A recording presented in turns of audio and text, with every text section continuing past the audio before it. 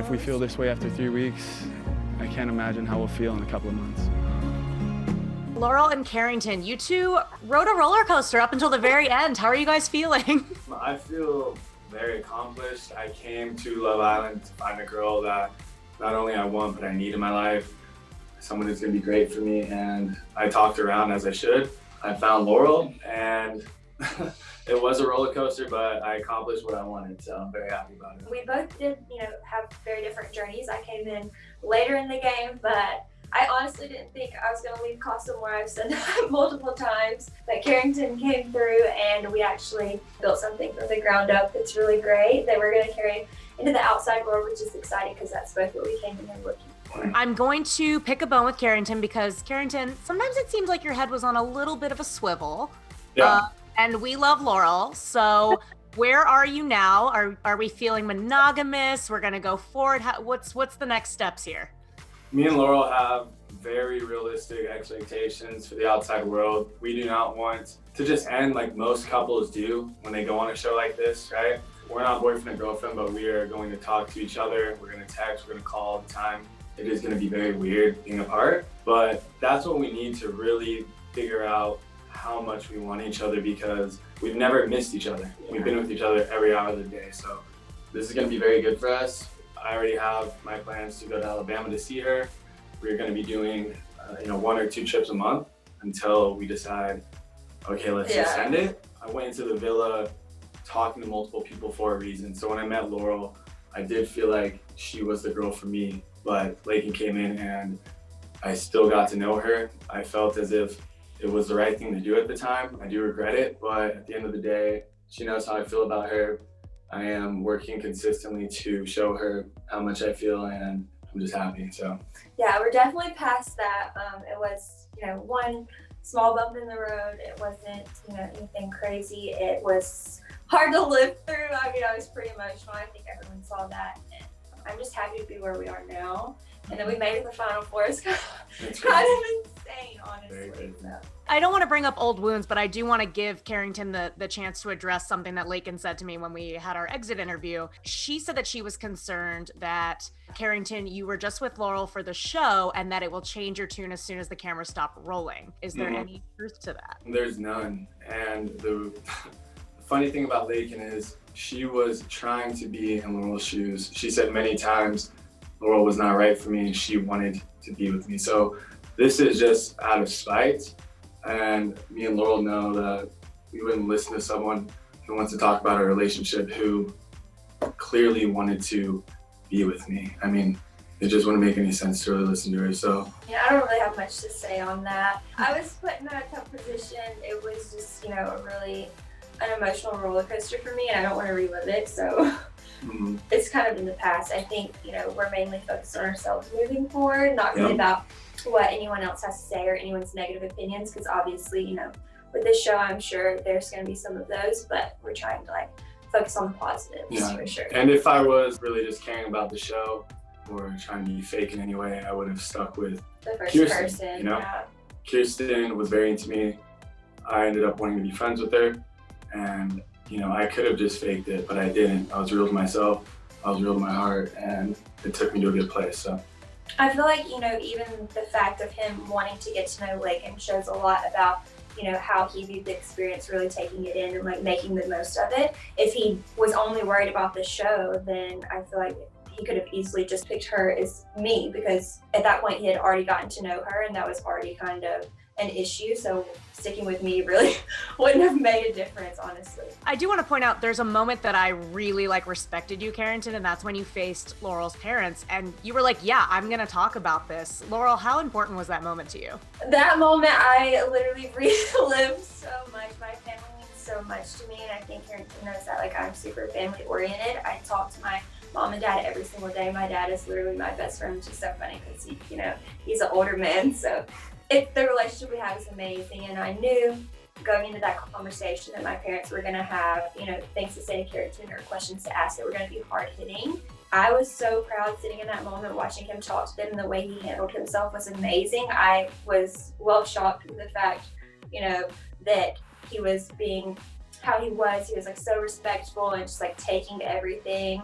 he really didn't have anything to say back. He wasn't making any excuses. He just told them exactly, what happened and, his plans moving forward with me. And I think my parents were elated by the fact that he was so well respectful, and I think they loved him, honestly. I know that there wasn't going to be any issues about them being hateful or anything like that. Definitely, I think that they like him a lot. So I'm not worried about it. And for them to give me that validation in our relationship just meant the world to me. So I want to talk about another really special connection, and that was the relationship between Laurel and Kierstan, which was super special. I talked to Kierstan after, and she made it clear to me that she did still have feelings for Carrington, even up until leaving and after leaving the villa, but she wanted to support you guys, step aside. I'm just curious, because we just don't see friendships like this very often. Like, how did your friendship, how do you feel like it worked so well? Yeah, honestly, it was so weird to me as well. I feel like,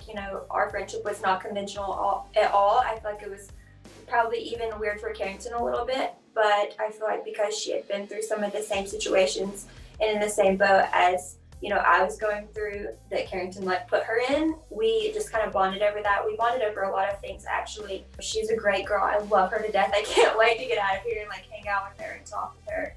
I miss her.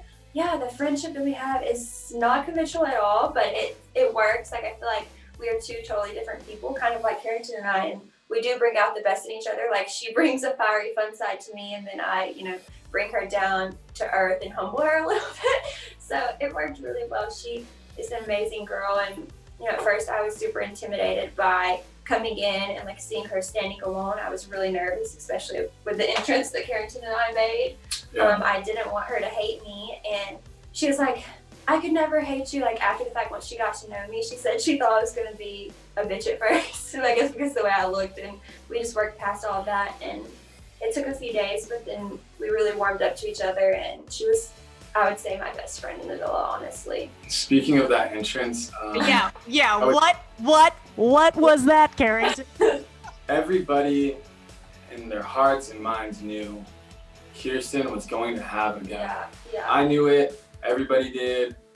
There was sometimes the guys make jokes what if she is single? But we'd all no, she's gonna pick somebody. She is so special. She's great. Tons of guys want to get to know her, right? So I knew she would have a guy. So I thought.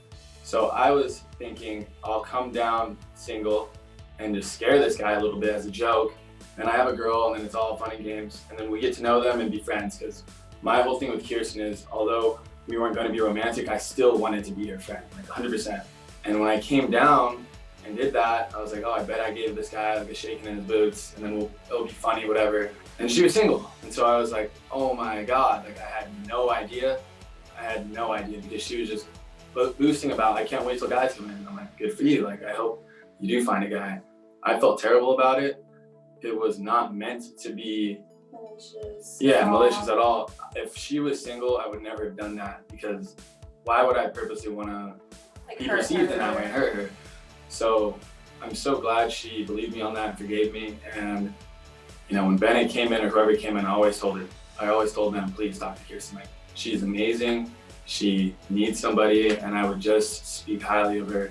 She just didn't find that connection, unfortunately. So I wish her the best, and I think she will. I know she'll find something on the outside. There's no doubt in my mind. She's too great not to.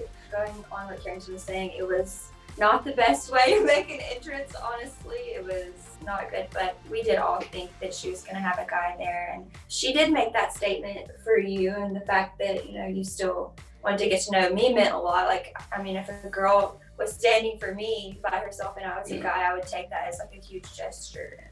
And in the moment, I wish I did take it more as a gesture. I was just so shocked and embarrassed. I didn't really have anything to say. I was just I had no idea this was gonna happen. So. Yeah, but I respect her for doing that. She made her, final move, and that was that. But I know that she still has feelings for Carrington, and I think that where she comes from is a place of wanting what's best for him and realizing that we do work so well together, and that's how we were all able to get past the whole situation. How do you hope that you were perceived by viewers at the end of the day?